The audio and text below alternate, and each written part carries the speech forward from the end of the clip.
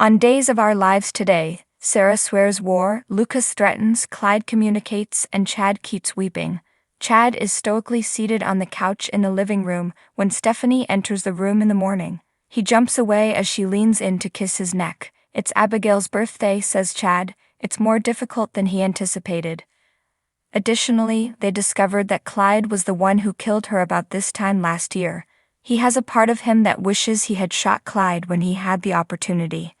At the Kyriakis mansion, an emotional Sarah approaches Xander as they talk about how Susan's continued existence proves that he is not a murderer. She turns abruptly, expressing regret for being with Chloe. He lets her know that Chloe has left, but nothing changes between them. His daughter was allegedly kept from him by Sarah. Sarah was wrong, although she didn't realize it at the time. Although Xander is aware of his poor choices, how could she ever doubt that he would be a caring parent and would do everything in his power to safeguard their daughter?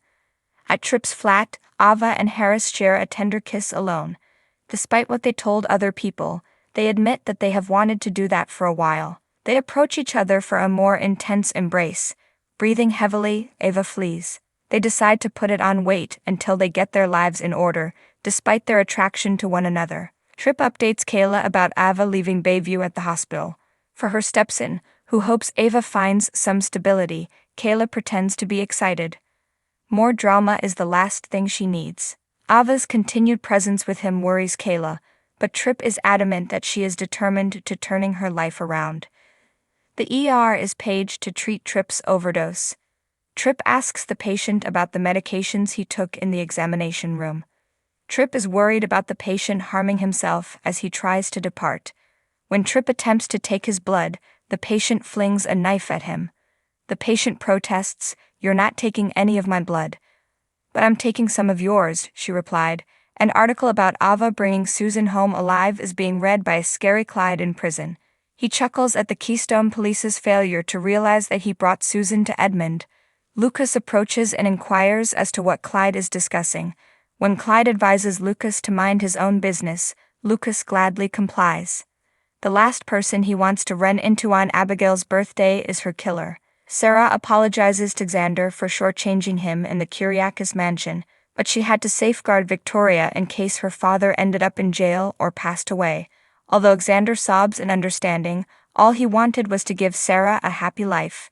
He now realizes that his desperate actions drove him to make poor decisions that cost him the love of his life. Sarah, who is crying, says she too loves him. It was the toughest thing she's ever done to walk away from him. Kayla discovers Tripp attending to his wound in the examination room as the alarm goes off. Tripp cut the patient before getting the scalpel away from him. After Kayla has treated him, she receives word that the patient managed to escape past hospital security and leave the premises. Tripp is sent home to rest by her. Eva concerns about what kind of work she can find at the apartment with only her expertise as a mob princess. Harris queries her about her ideal course of action. She admits that she enjoys cooking. He suggests she go after that. The same query is directed at him by her. He mentions Kate's advice to apply for a position at the Salem Police Department. He shouldn't use her as an example. Ava jokes, since she isn't Commissioner Hernandez's favorite individual. Lucas rants at a disinterested Clyde in prison for killing his niece. Clyde scoffs at Lucas' implied threat since he believes that Lucas lacks the motivation to carry it out. Lucas enlarges his chest, which makes Clyde chuckle. Turning serious, Clyde cautions that, if he understands what he means, he need not physically harm Lucas in order to do so.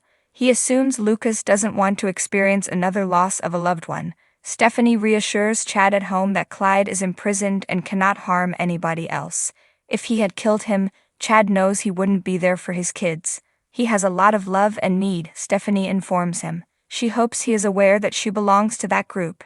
He says he's heading to Abby's grave and offers his apologies for walking away. Thanks for watching this video. Please subscribe to our channel, Daily Bulletin News, and stay with us.